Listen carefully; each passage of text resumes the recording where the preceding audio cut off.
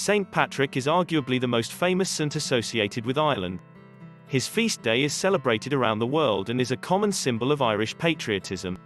His legends have become commonplace in our understanding of Ireland, and the image of the bishop with a clover is an immediately recognizable symbol for many. But despite his popularity, we know very little about the actual man. It would seem the legend of St. Patrick has become far more famous than the historical individual. Without further ado, I present to you 16 facts about the real St. Patrick. His real name may not have been Patrick. We don't know for certain what his birth name was, but tradition holds it was Maewyn Succat. He only later changed it to Patrick when he became a bishop, as it means nobleman in Latin.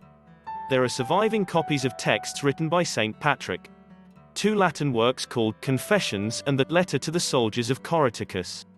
These works provide the primary sources for what we know of him. Dating St. Patrick's life is difficult, but most estimates place him around the mid-5th century. Given that he refers to the Frankish people, who lived in places where Germany and France are now, as pagans in one of his works, this implies it was written between 451, with a large amount of Franks spilling into Gaul, most of what is today Western Europe, and 496, when the Franks were baptized in large numbers. There is a prayer said to have been written by St. Patrick, entitled St. Patrick's Breastplate, but him being the author is now widely rejected by scholars. No one knows where St. Patrick was born. It's a widely accepted fact that St. Patrick is not an Irish native and is probably from Wales, but his specific birthplace is unclear. In his own works he says he's from a place called Banavem to Bernii, but this location is otherwise unknown. St. Patrick was not the first Christian bishop in Ireland. That honor goes to the 5th century bishop Potitus. Potitus was a Roman Catholic deacon who was sent by the church to convert the Irish natives. Some speculate this person was adopted by folklore and combined with the later Patrick to form his legend. He didn't drive snakes from Ireland. Everything we know about biology tells us that Ireland was never a home to any snakes.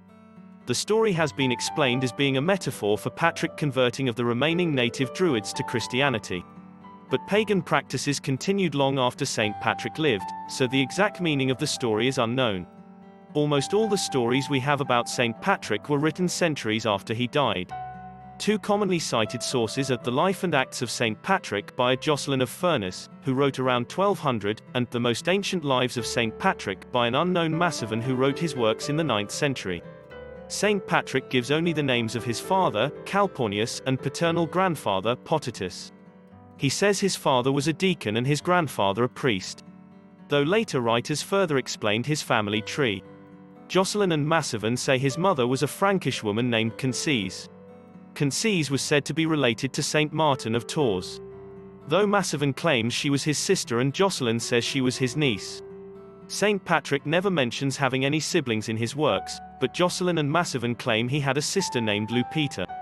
From St. Patrick's own works, we gather he was kidnapped from his home at about the age of 16 and brought to Ireland alongside thousands of others to be sold as slaves.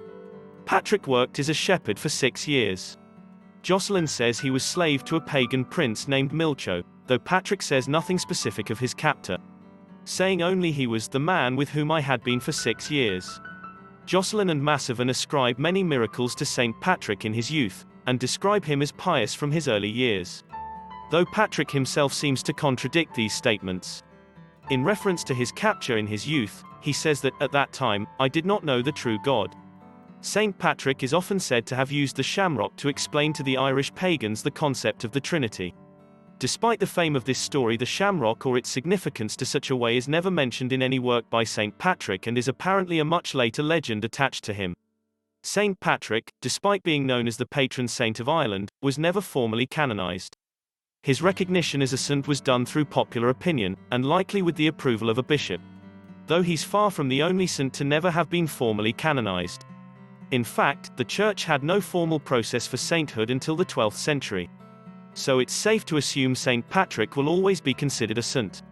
The date of the 17th of March was chosen for St. Patrick's feast day on account of it being the day he is said to have died. The year was said to have been 461, but we do not know for certain. The St. Patrick you know may in fact be based on several people. While we are quite certain that St. Patrick was a historical person, it's possible that the folkloric character may be derived from 2 different people. Patrick of Wales and the previously mentioned Bishop Palladius.